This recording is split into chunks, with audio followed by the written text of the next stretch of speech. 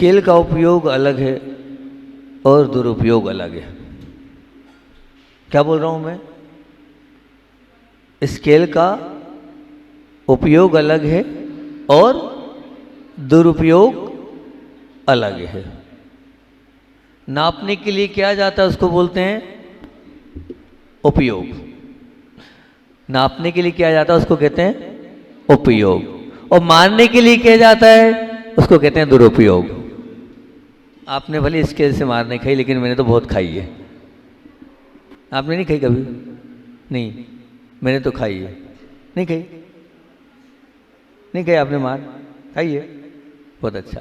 तो स्केल का उपयोग अलग है और दुरुपयोग अलग है। उपयोग मतलब स्केल जब नापने का काम आए तो उसको उपयोग कहते हैं, और जब वो मारने का काम आए तो उसको दुरुपयोग कहते हैं। भैया मारने के लिए थोड़ी होता है स्केल, नापने के लिए होता है, लेकिन फिर भी दोनों काम हो जाते हैं। संपत्ति का उपयोग अलग है, सदुपयोग अलग है और दुरुपयोग अलग है।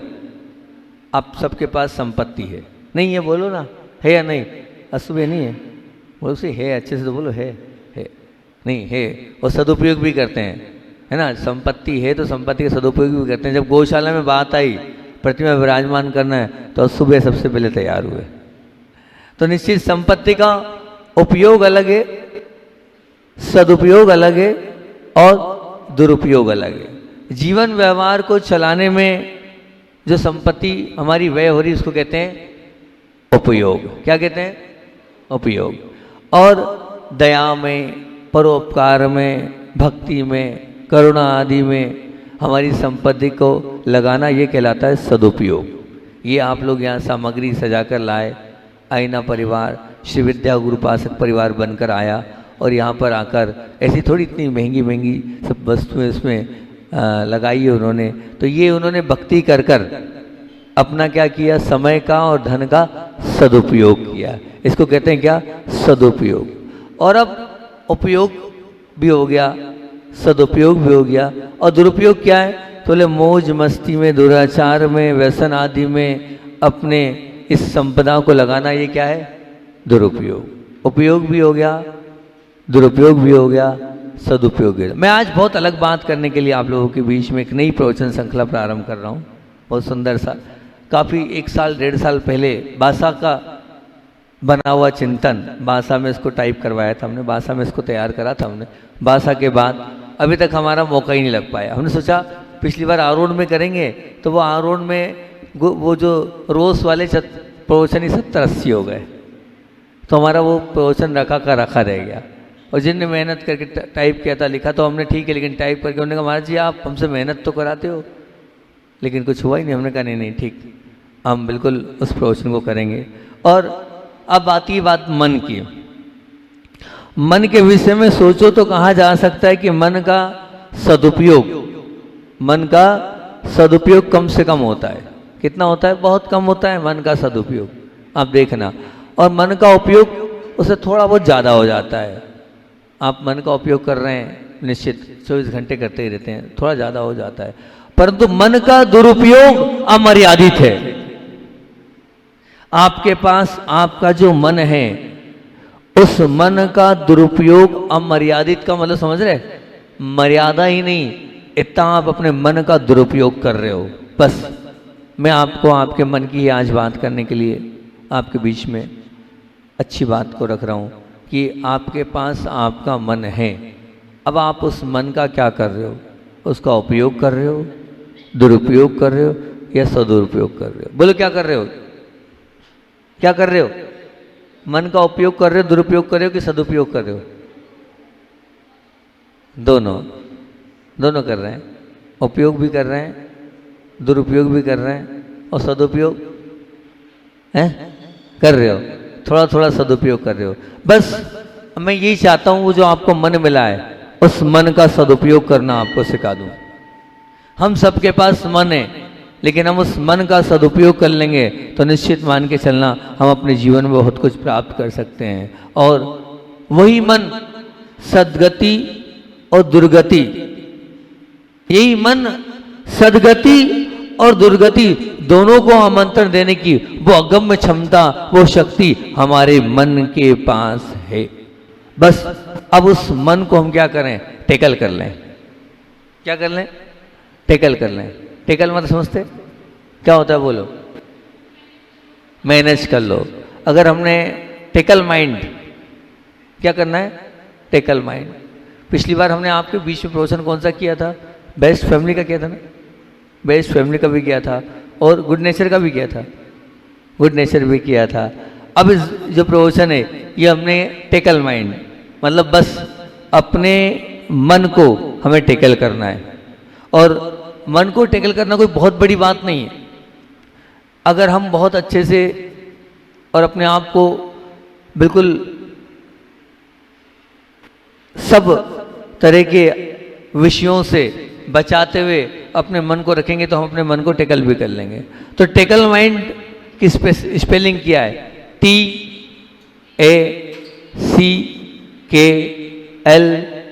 टेकल। और माइंड मतलब MIND, टेकल माइंड। और बस आज आपको आपके दिमाग को टेकल करने का तरीका आपके बीच में रख रहा हूँ और आपके पास वो क्षमता आ जाएगी। और आपने अगर अपने दिमाग को टेकल कर लिया, सबको टेकल कर लिया। क्योंकि जब आपका दिमाग टेकल नहीं हो पाता है, इसलिए आपके साथ बुरा होता चले जाता है, आपके साथ गलत होता चले जाता है और आप अपने आप को उलझा हुआ महसूस करते हैं, आप अपने आप को परेशान महसूस करते हैं, आप अपने आप को तकलीफ़ों से घिरा महसूस करते हैं, आप अपने आप को निश्चित रूप से चारों तरफ से पीड़ाओं और बाधाओं से घिरा हुआ महसूस करते हैं। क्यों? क्योंकि आपने अपने माइंड को टैकल नहीं किया। अगर आप माइंड टैकल कर लेंगे तो ये सब समस्याएं, ये सब दुविधाएं, ये सब परेशानी, ये सब कष्ट, ये सब जीवन की जितनी भी तकलीफें, बाधाएं, सब अपने आप दूर होते चली जाएगी। बस तरीका आना चाहिए क्या करने का? माइंड को टैकल करने का। जैसे कोई ग्राहक आता है तो आप कितनी तल्लीनता से टैकल करते हो उसको? नहीं करते? बताओ। कोई दुकान पर जब ग्राहक आता है तो आप टैकल करते हो कि नहीं? टैकल मतलब क्या? एकदम तन्मयता से लग जाते हो। वो क्या देख रहा है, वो क्या मांग रहा है, वो किस प्रकार की इच्छा रख रहा है, ये ले लो, ये ले लो, वो ले लो, वो ले लो, 17 चीज़ें आप दिखाते हो। नहीं दिखाता तो जनरल स्टोर पर नहीं दिखाता है? कोई आ गया तो है? बस पूरा दिमाग क्या रहता है, किसी प्रकार से भी ग्राहक को टैकल करना है और ग्राहक को सेट करना है और ग्राहक जो है छूट कर जाना नहीं चाहिए बस। और आप निश्चित रूप से हमारे उसको बोलते हैं कि पटक दिया। क्या कर दिया? पटक दिया। पटक दिया का तात्पर्य क्या है? अगर आपने सामने वाले को सेट कर दिया मतलब पटक दिया। पटक दिया मतलब सेट कर लिया। तो निश्चित रूप से बस ऐसे ही आपको पल प्रतिपल अपने दिमाग को पटकना है। जैसे ग्राहक को पटकते हो ना आप, और ग्राहक को माल बेच के ही रहते हो। कहते हैं वो व्यापारी बहुत अच्छा होता है जो गंजे को कंगा बेच दे। क्या किसको कंगा बेच दे? तुमने बाल वालों को कंगे बेचे होंगे तो है दुकान पर, ठीक है ना? तुम गंजे को कंगा बेच के बताओ। गंजे को कंगा क्या? पहले उसको एक तेल देगा, तेल दिखाएगा ये तेल हैगा, इस तेल को लगाने से इतने दिन में बाल आ जाएंगे, ठीक है ना? और बाल आने के बाद जो है ये वाला कंगा दे रहे हैं, ये कंगा जब करोगे तब बाल आएंगे। पहले क्या है? बोले गंजी, बोले गंजे पर वहाँ पर बोले खेती में वो करते ना, खेती में चलाते हैं तब बीज उगता है। बोले रोज़ रोज़ तुम्हें कंगा मारना पड़ेगा तब बाल आएंगे। इसमें ऐसा जादू है, इसमें ऐसा कुछ मिला हुआ है जो तुम रोज़ रोज़ करोगे तो अपने आप बाल आने लग जाएंगे। तो बोलते गंजे को कंगा बेच दिया, तो वो टैकल कर लिया, ठीक है ना? तुम भी कंगा बेचते हो ना? बेचते हो? हाँ ठीक, चिंता नहीं करो, मैंने ही बहुत कंगे बेचे।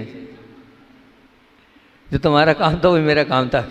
हाँ, तो निश्चित रूप से टैकल माइंड का तात्पर्य ये कि हम परिस्थितियों को अपने साथ और अपने मन के साथ अनुरूप कर लेंगे तो सब कुछ अपने आप अच्छा होता चला जाएगा। वो हमारे हाथ में।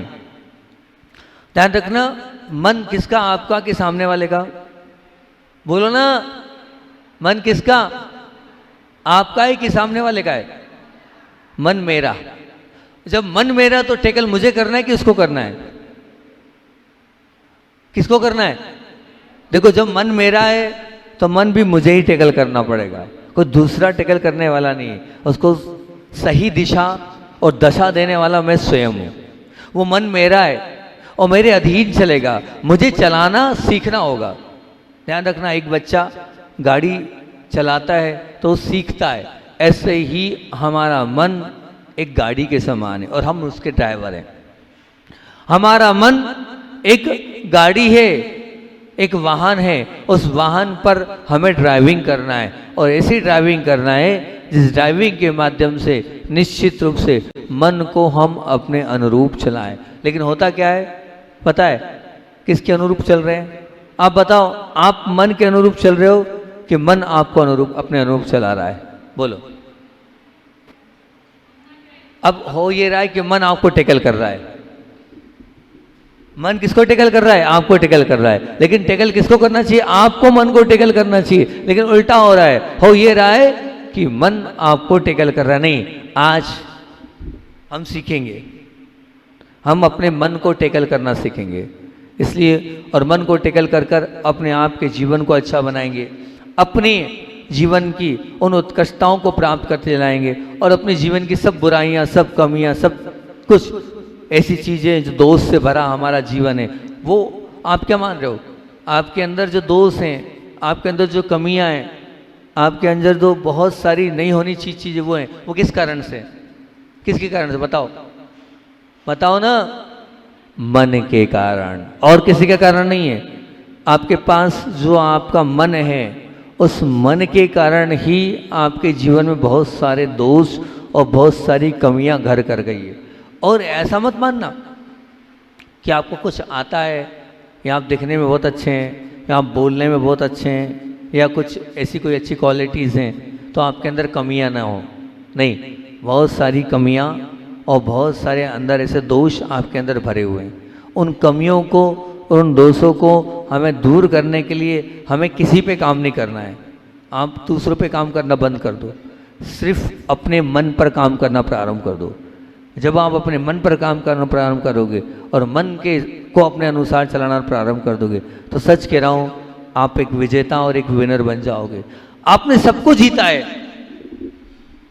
आपने दुनिया की हर चीज जीती है, हर चीज के विनर बने हैं आप, लेकिन आप अपने मन के विनर नहीं बने, आप मन के विजेता नहीं बने। अगर आप मन के विनर बन जाते तो संसार में सबसे बड़े विजेता आप ही होते। ये बैठे हैं ऊपर बाबा अरहरनाथ बाबा, इन्होंने अपने मन पर विजय प्राप्त करी है, इन्होंने मन को जीता है, इसलिए ये आज ऊपर बैठे हैं। ये तो निश्चित मान के चलना, ये ऊपर तभी बैठे हैं जब इन्होंने मन पर कंट्रोल किया और टेकल मन से नहीं हुए बल्कि मन को टेकल किया। और ये बहुत ऐसी विद्या है जिस विद्या से, और बहुत बड़ी, मैं कह रहा हूं ना, सिर्फ अपने मन को गाइड करना है, अपने मन को रास्ता दिखाना है, अपने मन को एक लाइन देना है। और वो मन को लाइन देने के लिए, मन को रास्ता देने के लिए, मन को समझाने के लिए और मन के साथ चर्चा करने के लिए हमें कुछ ना कुछ अपने आचार और विचारों के साथ मन के साथ बैठना होगा और मन के साथ बात करना होगा। हम सबसे बात कर रहे हैं, मन पूर्वक बात कर रहे हैं, लेकिन कभी हमने मन से बात करी? अभी आप यहाँ बैठे हो, निश्चित रूप से मन है तो सुन रहे हो, लेकिन आप मेरी बात सुन रहे हो, आप किसी से बात कर रहे हो, ये कर रहे हो आप मन से। लेकिन मैं कह रहा हूँ वो मन पूर्वक बात कर रहे हो, लेकिन आपसे मैं कह रहा हूँ आपको अगर टेकल माइंड करना है, और टेकल माइंड को करने के लिए आपको मन से बात करनी होगी। नहीं, ये बात समझ, मन से बात करना है, समझ रहे हो? मतलब खुद से बात करनी होगी, और खुद के अंदर क्या है? वो मन बैठा हुआ है, उस मन से बात करनी होगी। और उस मन से बात करने के लिए टेकल माइंड का, मैं वही पुरानी बात आपके बीच में की, हर एक को आपके बीच में 10 बिंदु रख रहा हूँ, और ये 10 बिंदुओं का सुंदर प्रवचन, आपको एक एक प्रवचन सुनना होगा। एक एक प्रवचन में सार भरा हुआ है, और अगर सच में ये प्रवचन सुन लिया आपने तो मान के चलना कि आप अपने मन पर नियंत्रण करना सीख जाएंगे, मन पर कंट्रोल करना सीख जाएंगे, और मन को आप बांध कर रखना अगर सीख गए, आज नहीं तो कल आपके अंदर भगवान के बाजू में बैठने की ताकत, हैसियत, औकात आपके अंदर आ जाएगी। बस मन को कंट्रोल करना।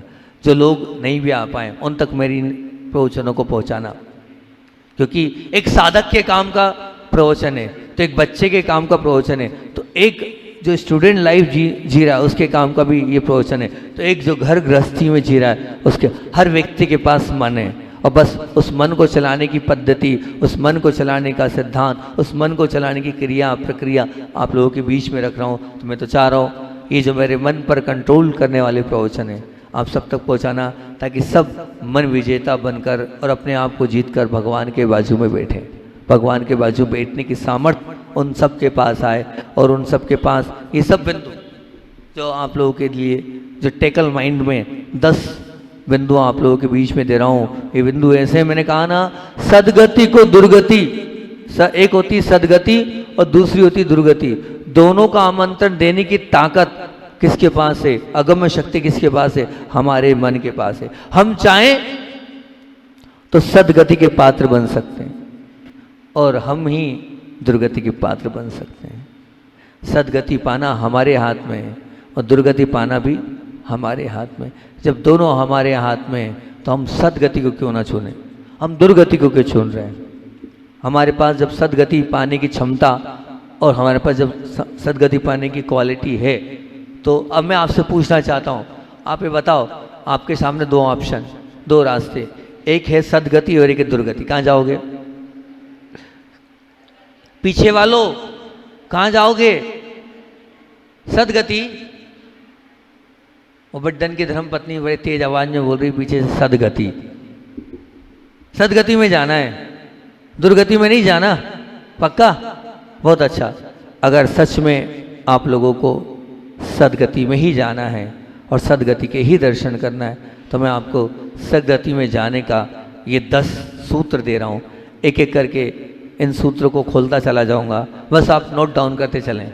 अगर, क्योंकि ये मंगलाचरण है मेरा, आज मंगलाचरण कर रहा हूँ, ठीक? इस मंगलाचरण को आप याद कर लें, है ना? और फिर जब भी प्रवचन की शुरुआत करूँगा तो मैं चाहूँगा कि मंगलाचरण मैं ना करूँ, आप करो। इजी है, कोई कठिन नहीं है, आपको याद करना है। और फिर मैं ये चाहूँगा आप जो पहले से बोलता आया हूँ, जो इसमें अच्छा लगे उसको आप नोट डाउन करना, और उसका क्या लगाना आपको, अपने मोबाइल पे क्या लगाना होता है, उसको क्या बोलते हैं, उसको स्टेटस। आप उसको स्टेटस लगाना और उस स्टेटस को सब तक पहुँचाना कि आज प्रवचन में महाराज जी ने मन पर कंट्रोल करने के तरीके में ये वाला तरीका दिया, और इससे हम अपने मन पर नियंत्रित करके अपने जीवन को बहुत अच्छा बना सकते हैं, और हम चाहें तो अपने मन पर विजय प्राप्त कर सकते हैं। आप रोज़ अगर इस प्रकार की कार्य की संयोजना से जुड़ जाएंगे तो मुझे भी आनंद आएगा कि हाँ, आप लोग सुन रहे हैं। देखो, मेरा काम तो बोलने का है और मैं तो बोलूँगा, ठीक है ना? अब आप जितना ग्रहण कर सको उतना ग्रहण कर लेना, जितना आप अपने जीवन में उतार सको उतना अपने जीवन में उतारने का प्रयास करना। कि बाकी प्रवचन तो आपको बहुत मिल रहे होंगे, पर शायद इस प्रकार के मन वाले प्रवचन सुनना बहुत मुश्किल रहता है, मन पर कोई काम करता नहीं है। लेकिन हमने मन पर काम किया है और इस मन को विजय प्राप्त करने की इन 10 रास्तों को आपके बीच में आपके समक्ष रख रहे हैं। तो आप लोग इस मंगलाचरण को बहुत अच्छे से तैयार करना और बहुत अच्छे से करना। हाँ, एक बात और पहले बोल दूँ, मन के बीच में बाद में भूल गया तो रही जाएगी वो बात। मैंने जो कल आप लोगों के बीच में सुबह भी घोषणा करी थी और कल रात को भी घोषणा करी है ना, वो कल वाली घोषणा को आपको याद रखना है। बाकी तो सब बातें आपके बीच में रखी दी थी मैंने। कौन सी वाली बातें रख दी थी? 17, 18, 19, ये शुद्ध पंचमी के दिन का जो महामहोत्सव हम 17, 18, 19 3 दिन का कर रहे हैं। और मैंने बताया 12 भावनाओं पर। क्या कोई एकाध आरोन में ऐसा नहीं है जो लेखक हमारे निस्सीम सागर जी होते तो लिख के 12 भावना गा देते हो? हाँ, निस्सीम सागर जी ने आपको बताए हम कि वो जब अभी एक आध पत्र पढ़ा, एक पत्र आपको पढ़वा, जब उनके लगभग बहुत पत्र आते हैं हमारे पास, और उनके जो पत्र आते हैं ना, वो सिर्फ कैसे लिखते हैं, वो जो पत्र लिखते हैं ना, वो पत्र उसमें लिखते हैं, क्या बोलते हैं आप उसको, गद्य बोलते हैं ना, 4-4 लाइन है कविता रूप से, पद्य और गद्य इसको बोलते हैं ना, पद्य उसको बोलते हैं ना, वो पद्यात्मक लिखते हैं, 4-4 लाइन की कविताओं जैसा बनाकर, वो बिल्कुल, उसको तो गद्य बोलते हैं ना, पद्य बोलते हैं।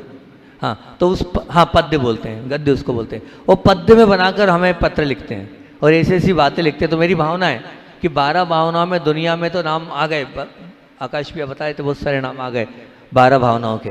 तो मेरी भावना है कि आप लोग भी 12 भावनाओं के उस 12 विषय को तैयार करो। उन्होंने हमसे कहा था महाराज एक बार 12 भावनाओं पर बोल देना, तो अभी आज तो मैं अभी हालिस पर बैठा हूँ, 12 भावनाओं की 12 पर एक एक लाइन कल बोल दूंगा।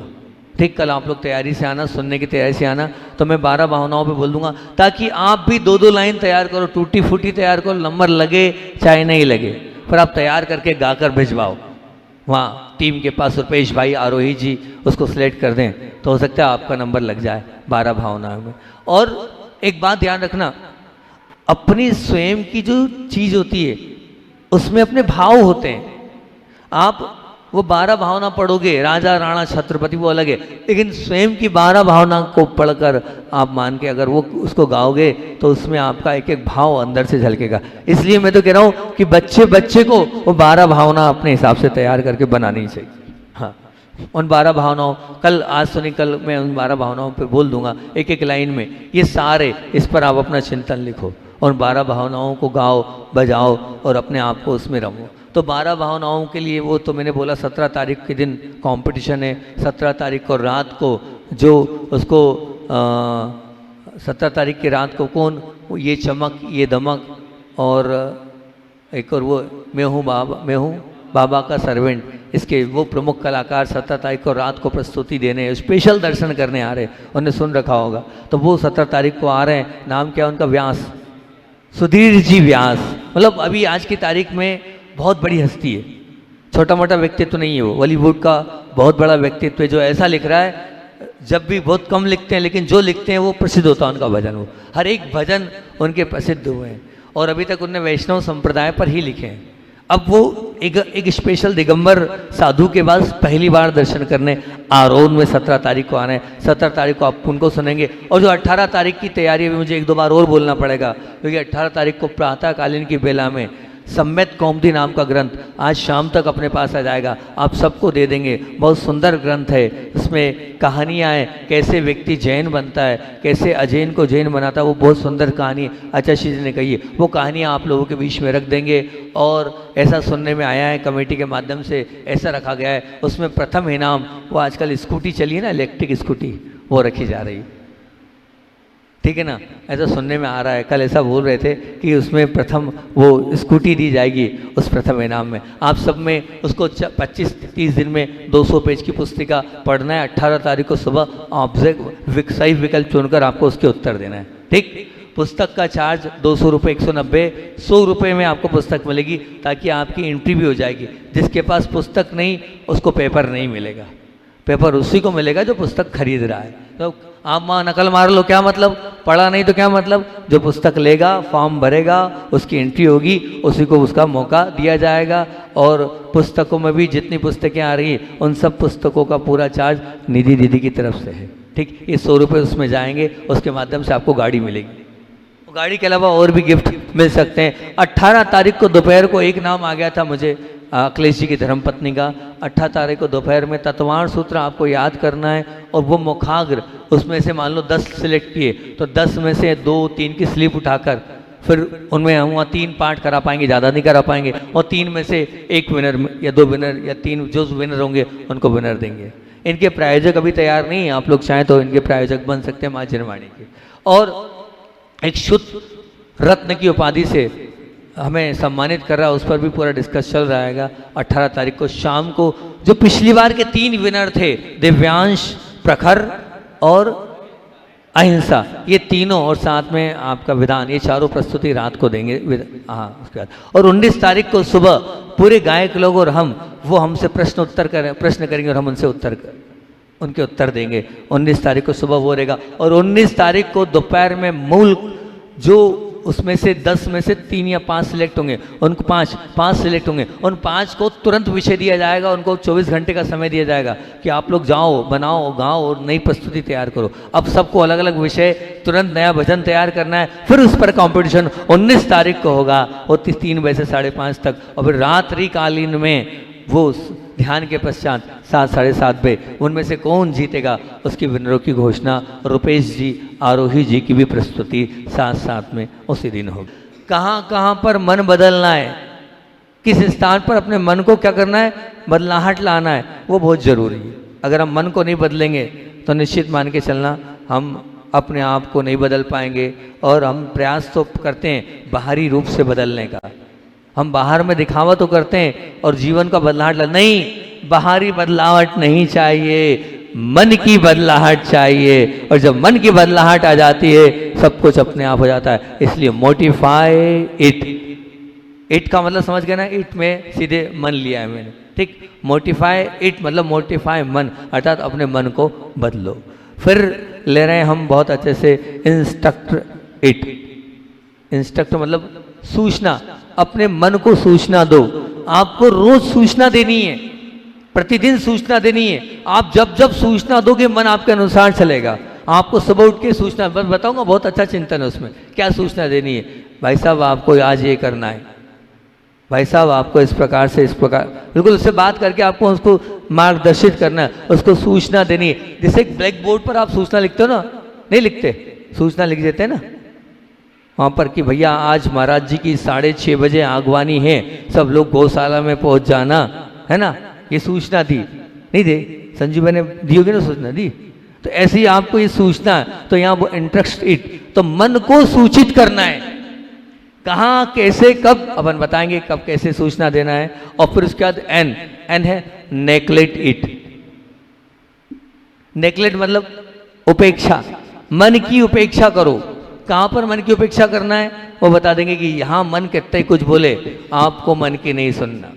बिल्कुल वो गाइडलाइन तैयार करना है आपको, कुछ भी हो जाए मन की 3 काल में नहीं सुनना। हाँ, मन को एक तरफ रख देना, भाई नहीं सुनना। और हमेशा मन कराएगा मुझे यही करना है, लेकिन आपको क्या, बिल्कुल नहीं सुनना, और आप मन को अलग कर देना। और डी बोल रहा है, क्या बोल रहा है? Defeat it. डिफिट इट मतलब मन को हरा दो। किसको हराना है? मन को हराना है। हमने सबको हराया है, लेकिन अभी मन को नहीं हराया है। और जिसने मन को हराया है उसने भगवान को और अपने भगवान को जीता है। और भगवान को वही जीत पाता है जिसने मन को हराया है। तो मैं आपको तरीके सिखाऊंगा किसको हराने के, बोलो ना, मन को हराने के तरीके सिखाऊंगा। ये 10 बिंदु फिर से एक बार बोल रहा हूँ, कल से मेरा मंगलाचरण प्रारंभ हो जाएगा। एक एक बिंदु पर आप लोगों को चिंतन देना चालू करूँगा। ये बहुत मार्मिक प्रवचन है, बहुत तल्लीनता से तैयार किए हुए प्रवचन है। और आप भी बिल्कुल अच्छे से इन प्रवचनों को सुनना, अंतरंग से सुनना, और बस सुनना लेकिन जीवन में उतारना भी। देखो इतना चिंतन करके हम देंगे, और लेकिन आप अगर आया और गया कर दोगे तो अच्छा लगेगा कभी? नहीं।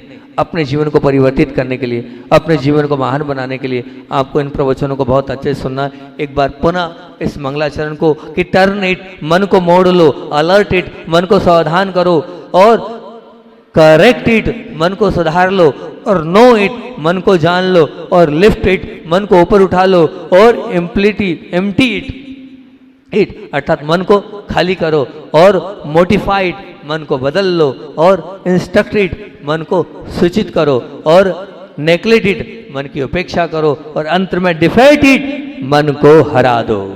और जिसने मन को हरा दिया वो निश्चित भगवान बनने की ताकत, भगवान बनने की सामर्थ्य उसके अंदर आएगी। और मैं मानता हूँ आप अपने मन को जीतोगे और मन को हराकर विजयी और विनर बनोगे, यही भावना है। चलिए, बोधि समाधि परिणाम शुद्धि सात्वों उपलब्धि शिष्यों की सिद्धि चिंता मणिम चिंतित वजदान तम बंद मानस्य ममास्तु देवी।